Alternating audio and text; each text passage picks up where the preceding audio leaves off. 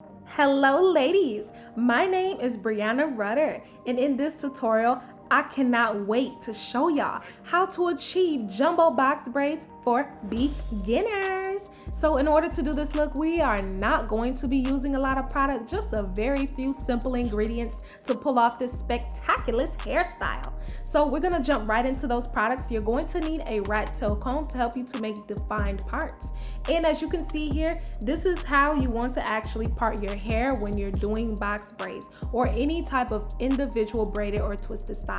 You want to make sure you determine 3 distinct parts. You want a middle part and you want a side part on both sides. So you want a left side part and a right side part. So now as you can see here, what I'm doing is I'm actually doing the rubber band method to secure down these squares. If you want to see a more detailed tutorial where I go over every little thing about how to perfect your pattern when you're doing the rubber band method, go ahead and check out my previous videos. So I'm gonna make sure to do the same thing on the other side as well, making sure that I press down the base of the actual elastic so that way I can keep it pretty tight against my roots. Now, this rubber band method technique that I do is extremely comfortable. You won't have any breakage and it doesn't feel like it has any strain on your hair whatsoever.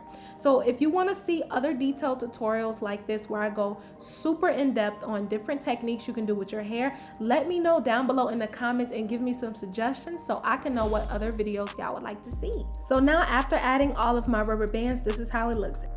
Now we're gonna start off with our hair. I'm using 8 packs of pre-stretched braiding hair that I purchased from Amazon, and it's actually in a 3 ombre tone color, but the color name is number T1B30 and the length is in 24 inches. So now what we're doing is we're actually prepping the hair or the braiding hair in our fingers, and I like to do the 3-legged technique that I always do with my braids because it makes braids very secure.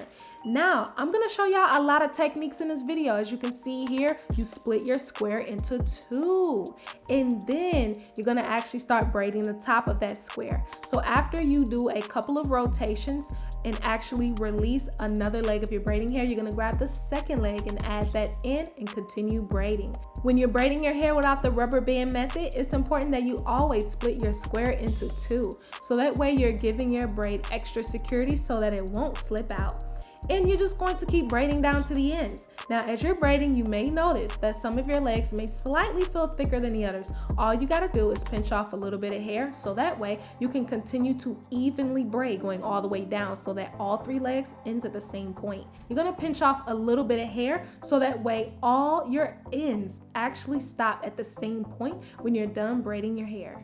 And you're just gonna use your scissors and lightly trim up any flyaways. Now, this is how the braid look without the rubber band technique. You just split that square in 2 and you braid each side. Now for this braid, I'm gonna show you how to do it with the elastic technique. The reason why you want to do elastic rubber bands, which is not made out of rubber but it's made out of plastic, is because it actually is a lot more gentle on your roots and it's not gonna cause any breakage. The only time the rubber band method causes breakage is number 1, if you use rubber bands, and number 2, if you always do the technique. So now what we're going to do is take a latch hook and we're going to go through the base of our rubber band method. Then you're going to pull your hair through. So in this instance, I'm not splitting up the braiding hair. I'm pulling one whole piece through and then I'm making sure to adjust it so that it's in the center and the colors are even on both sides. So now once I make the colors even, I pinch off 1/3 of the hair from one side and 1/3 of the hair from the other side. So I'm only pinching off 1/3 of the hair from the braiding hair, not my real hair. My real hair is in one leg of my braid. Now it's okay to put your real hair in one leg of the braid if you're crocheting the braiding hair through your base. If you're not crocheting the braiding hair through your base, you want to split up your real hair so that way your real hair will not slip out as easily from your braid. One cool thing about keeping all of your hair in one leg is because it's a lot easier to make sure it's blended into each leg when you're braiding, because it stops at one point and you can use a little bit of edge control to smooth down the ends if you're having any issues with flyaways. So ladies, if y'all got issues with the ends of your hair sticking out your braids, I need you to cut it out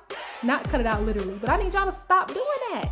I need you to take a little bit of edge control and literally smooth it on the ends of your hair so that it blends in very seamless. And this is how it looks doing the crochet rubber band method. So now the next technique I'm going to do is I'm actually going to do the double box braid method.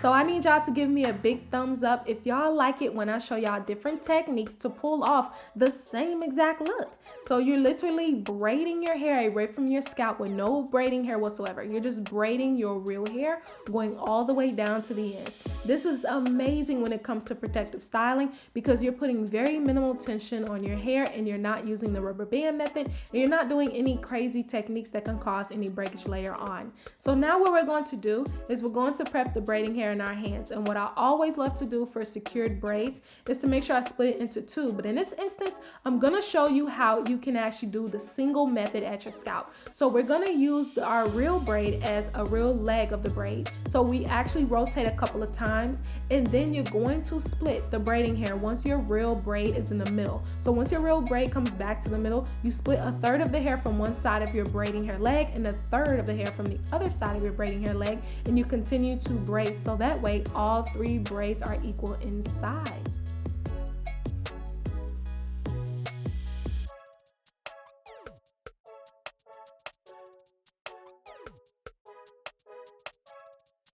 Now, I really like this technique for beginners because some people say, Breanna, when you split your hair and do all the three-legged method techniques, that stuff is confusing.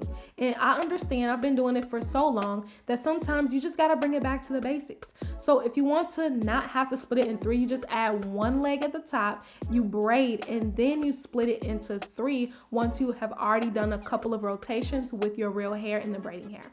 So now we're going ahead and we're just braiding to the ends, and then we're just using scissors to clean up the flyaways that are on the ends of the braids. I really like doing this technique when I don't want to dip the ends in hot water. You don't always have to dip the ends of your braids in hot water. If you feel like you always have to do that, that's because you need to make sure you're always braiding where all three legs are equal in size. So now it's time to do these edges, honey. Now I know I ain't really got no edges left out, but we gonna style them anyway.